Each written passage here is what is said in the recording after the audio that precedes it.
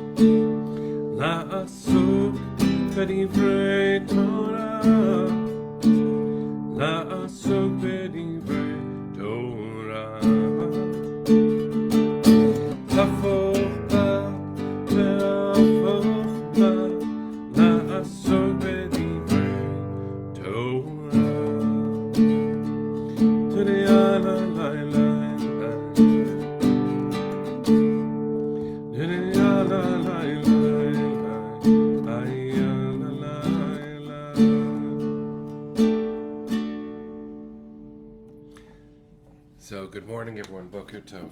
Good to see all of you. It's broadcast 1502. There's a lot going on in the world, but please do me and each other the gift of taking a pause. Let's send our hearts to those in Israel who have been in and out of shelters and ma'amadim for the last number of days, as there are incessant ballistic missile attacks being fired by Iran at Israel. It's been reassuring and beautiful to see the kind of life and resilience and fierce response from within the hearts of our family, and it is also very, very stressful for them. Some have lost their lives. The brave fighters in Tzahal are doing their best on an existential level to keep Israel safe, and we are doing our part as UJA, already having made a start commitment of $2 million just a few days ago to support rebuilding and trauma services. We've unfortunately developed these skills over time, and we stand, as we always have, with strength and with responsiveness to the needs of our sisters and brothers on the ground. May the war come to a speedy conclusion with its goals met.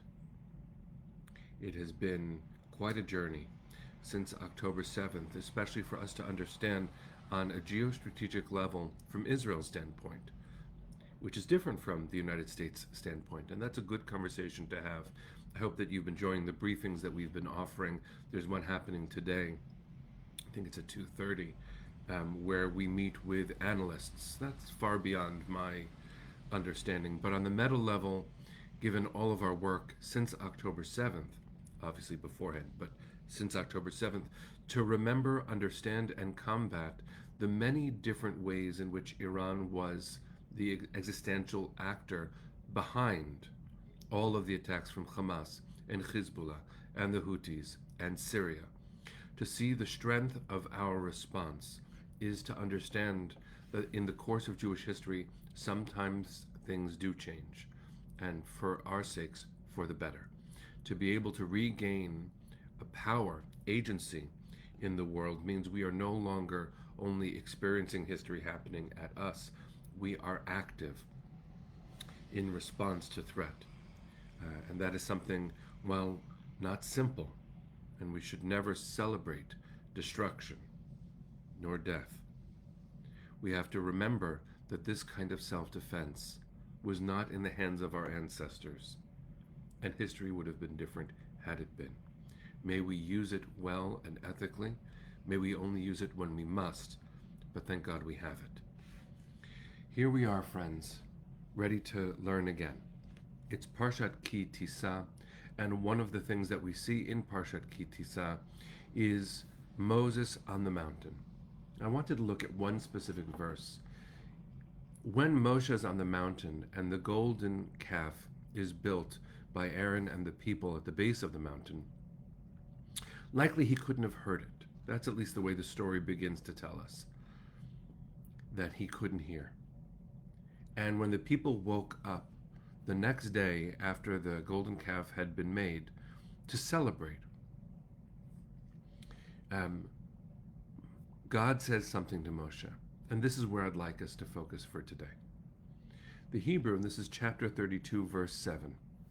Vaydaber Adonai el Moshe, lech red, ki shichet amcha asher he'eleta me'eretz Mitzrayim. Listen to the translation again, chapter 32, verse 7. God spoke to Moshe, hurry down, for your people whom you brought out of the land of Egypt have acted basely. I want to read that with tone this time. And I also want to point out the shortcomings of this translation. Vaydaber Adonai el Moshe, God spoke to Moshe, but if you listen closely to the Hebrew, you might be familiar with the way the Torah often says that God communicates with Moshe, which is Vayomer. God said to Moshe, Vaydaber Adonai el Moshe is a strange phrase, given the biblical, typical vernacular. So Rashi, the famous Torah commentator from France on 1040, comments this. This term, Vaydaber, when not followed by a word of the root omer, what we expected, implies rough speech, which means God's tone was rough with Moshe. So in fact, you can't really translate it without interpreting it here. God says, hey you, and then the language, lech red, go get down. This says hurry down. That doesn't capture the tone. Lech red, you go. Ki shichet amcha Yisrael, for your people are acting basely. Amcha, your people. God is saying to Moshe, your people. Moshe could say, they're your people. And then, Asher he'eleta me'eretz Mitzrayim, that you brought out of Egypt, God says to Moshe. Now, sometimes when we read the text, we hear tone and we begin to envision what's the dynamic between the speakers. It sounds similar, perhaps, to when parents who are having a stressful moment with a child say, go tell your child. God is speaking harshly at Moshe, saying, that people that you brought out of Egypt, they are acting terribly. And Moshe listens to this command, and in fact, in the end, stands in the breach to protect the people from God's wrath, which they deserve. But it's important for us to hear this language, lech red. Lech red. Get down. Because where is Moshe at this point? Why doesn't he know what's going on? He's up in a cloud in a heavenly revelatory moment with God. He's not feeling it. He has worked so hard and he's finally receiving the word that will guide the people forward through time.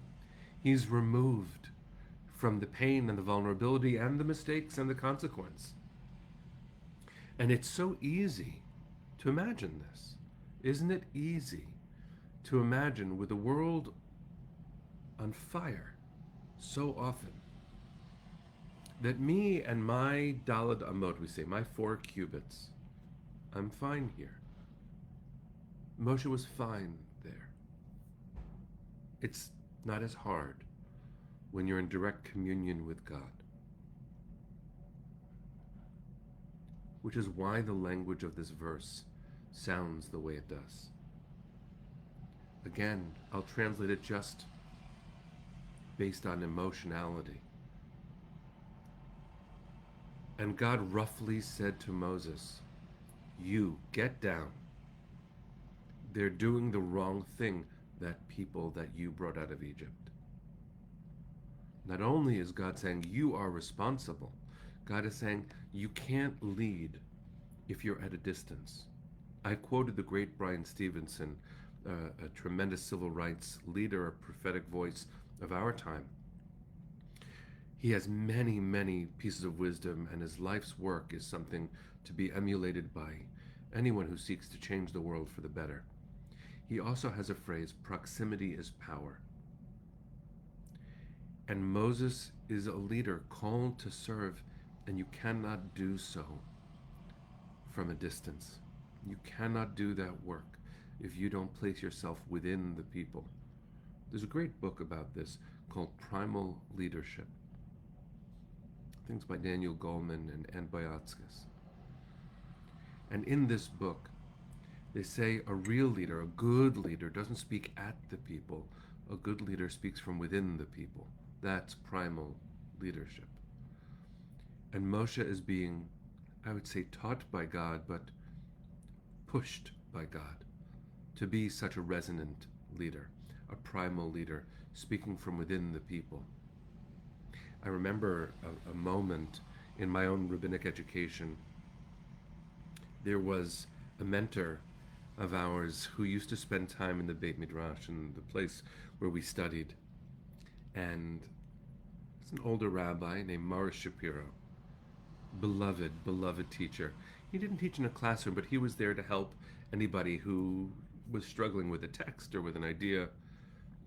And what's really important to understand about him is that he had quite a life story. He was a pulpit rabbi on Long Island for decades. Before that, he was a survivor of the Shoah. When he, after the war, came to the United States, he was very, very young. And he went to be a pulpit rabbi in Oklahoma. And he wrote a note to the great Rabbi Abraham Joshua Heschel, inviting Rabbi Heschel to come be a scholar in residence for his shul, for his Shabbat. And the response from Heschel said, I would love to, my colleague, my student, but I'm quite busy in my teaching and in my writing. I cannot come.